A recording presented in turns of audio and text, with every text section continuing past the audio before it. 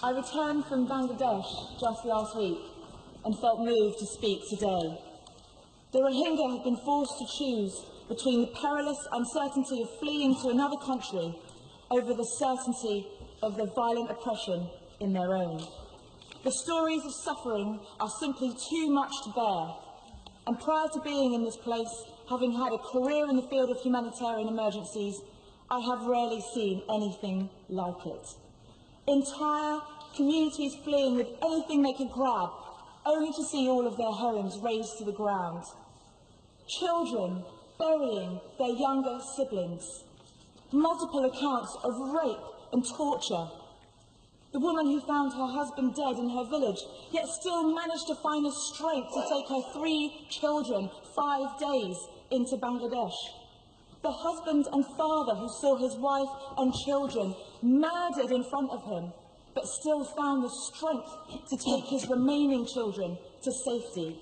The 2 little boys who made it into Bangladesh despite having had their legs broken. The bravery which is second to none. And as almost always in conflict, the hundreds, thousands of women who have been raped. Is this ethnic cleansing? Without a doubt. It is a campaign of the most extreme violence, physical and psychological trauma that will last for generations to come. And while it is deeply shocking, sadly it is not surprising. We were warned.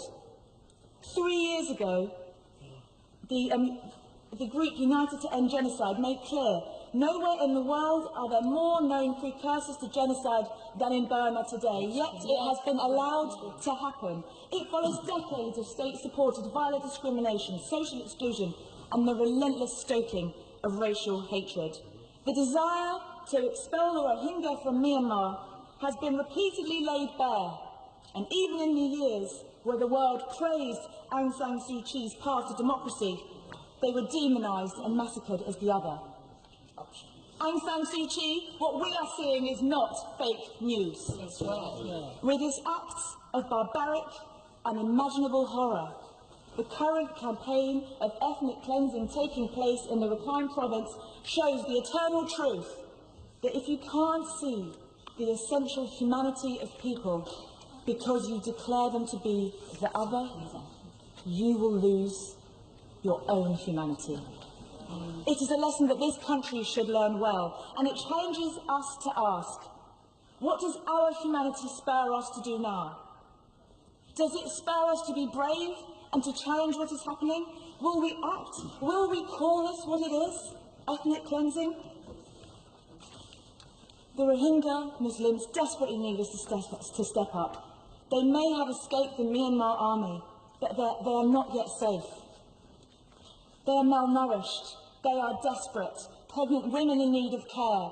Children alone, subject to sexual exploitation. I've worked and spoken to, on the ground, fantastic organisations like Christian Aid and Action Aid. They need our help. Bangladesh, who has so bravely and kindly opened its borders, needs our help.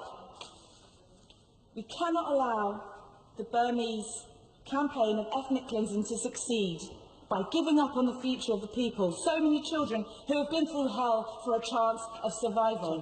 I call on the government to accelerate and increase its support of those organisations and others working to support the Rohingya refugees. And I will end by saying, at Britain's best, our humanity does not have borders. It is big enough to stretch overseas. Let it stretch and let us support the Rohingya Muslims who so desperately need our help.